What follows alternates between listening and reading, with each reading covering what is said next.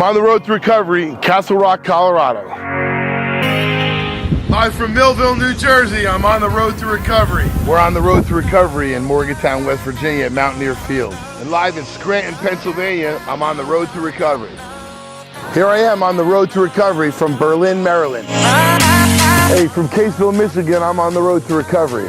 I'm on the road to recovery at Ann Arbor, University of Michigan.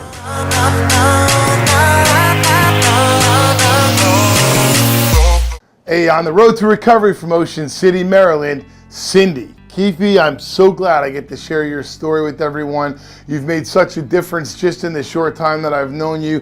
I'm so grateful to meet these new people, friends of friends in recovery. We're really making a difference, and Cindy is really making a difference in Maryland. Thank you so much, Cindy, for sharing your story, and I'm grateful to share your story with the audience. From Ocean City, Maryland, this is Cindy.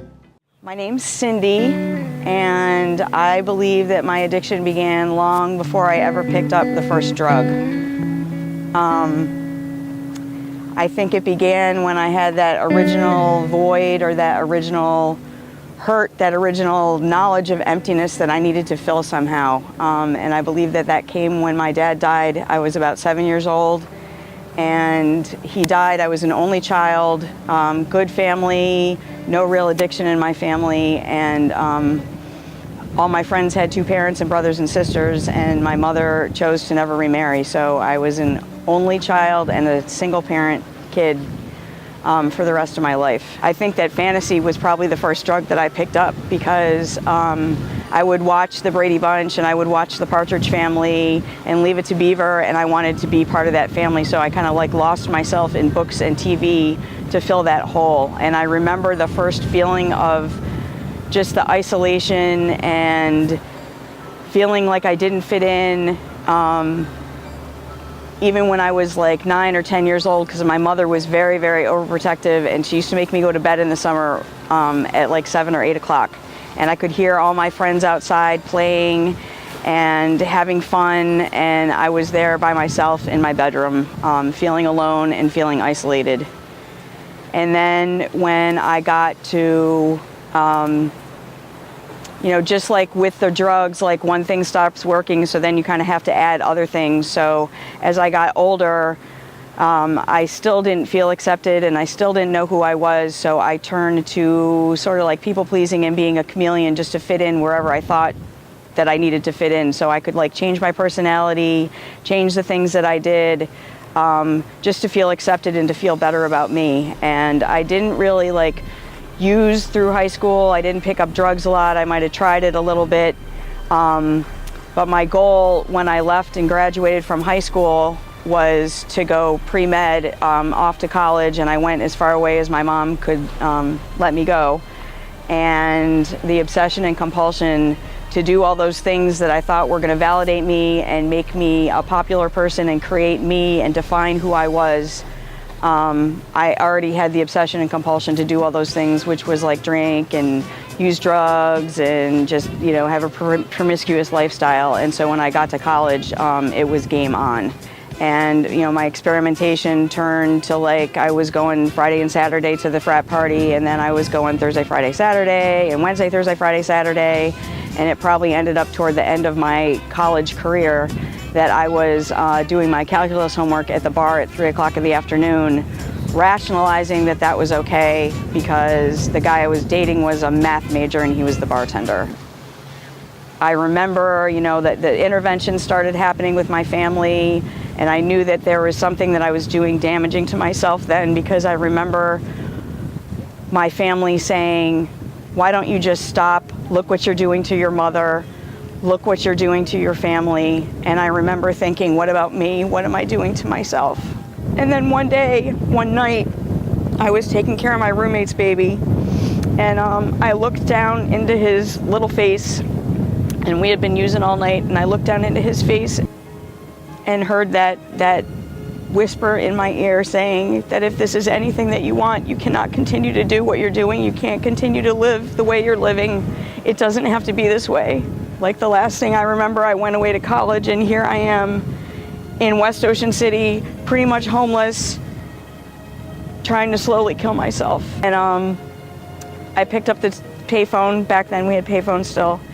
And I called my mom, and I wasn't quite sure the response that I was going to get, because my mother had been going to a program called Al-Anon for several years, and she had a black belt, and she got really good at not enabling me and not succumbing to the "mom, I need money, mom, bail me out of this one." And the last time I had called her, she had told me no, and I remember cussing her out and saying, "How could you do that? I'm your only child. How can you let me die?" or whatever. And I believe that it was the phone call that she and a lot of people had been praying to get, not the one that she expected, because the phone call she expected, I think, was, "We have your daughter in jail. We have your daughter in the hospital because she got attacked. Or we have your daughter in the morgue." So she booked me a flight to go home to Rochester, because I knew something in me knew that I needed to not be here to get clean. I needed to go away where I was going to have a support network. And 2 days later, I got on a plane and I went home to Rochester. That was May 19th, 1998. And by the grace of God, I've never looked back. I ended up going to an outpatient program, and that started to give me some insight and some support. It was 4 phases. It lasted about 10 months.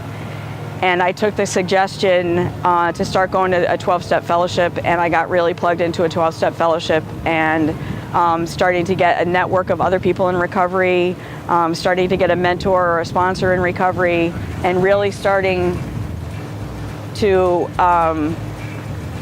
work on myself. And the more I started going to those meetings, and the more I started to learn about addiction, I realized that it wasn't just about the drugs, and it wasn't about the alcohol. It was about that void and that inner pain that I had back to when I was 7 or 8, and my need to fill that void with something external to make that go away. So that was like the real beginning of wanting recovery, because I thought recovery was going to be all about hanging out in church basements and drinking crappy coffee for the rest of my life, and I really didn't have the desire to do that.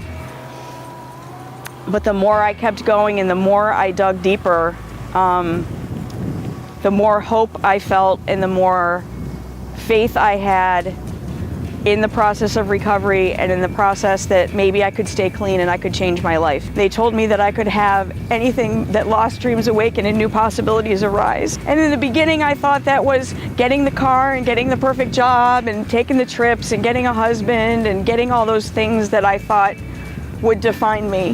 One of my reservations was I didn't know what I was going to do if my mom died. And when I had 5 years clean, I was home in Rochester, and she died unexpectedly. We had been going over, I was working on a 4-step, and we had been talking about a lot of past family stuff. And she went to bed, and the next morning I couldn't wake her up, and less than 24 hours later, she had died from a pulmonary embolism. And I kind of knew that I was solidified in this process, and that I was committed to recovery at that point, because relapsing was the farthest thing from my mind. And that was the first really painful time that I realized that some of the pain that we walk through clean and some of the pains that we walk through in life are really the things that lay the groundwork for more transformation and more growth and a deeper commitment to becoming the people who we're supposed to be. And the best part of recovery for me is being of service to other people, being of service to other young women, being of service to my community. I mean, I have stepped up. I've gotten the opportunity to serve on a breast cancer foundation for 10 years. I serve in a faith organization as an addiction. I do an addictions ministry. It's such a blessing. We 6 of us got together in the small town that I live in. We didn't have a women's recovery house. There was no place for them to go. So 6 of us got together, and the way God works in my life, and I know when God is working because everything just flows. And 6 of us got together in August of last year and came up with this dream for this recovery house, and probably 4 months later it was open.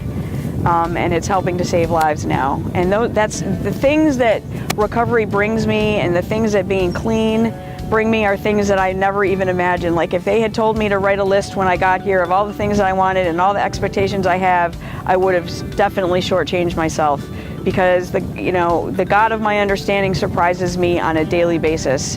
And that's one of the other things that recovery has given me that is, I didn't even think that I wanted, was a relationship with the God of my understanding. I feel like in the last few years I've been this light, and we can shine into the lives of others, and I just want to be, I want to be that light, and I want just to share that recovery is possible. Addiction doesn't have to win. It can be beat. It can be arrested. New life is possible.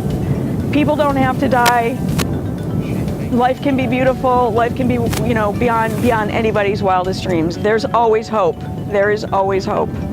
Where there's fear and darkness, there can be light and hope. Cindy, thank you so much for sharing your story with us. I'm grateful to share your story with other people. On the road to recovery is a journey, not a destination. And as we travel this journey, as we travel this road, I'm grateful to have the opportunity to have people in my life that I'm able to share that story with other people. On the road to recovery from Ocean City, Maryland, I'm Michael De Leon, and we'll see you on the next episode.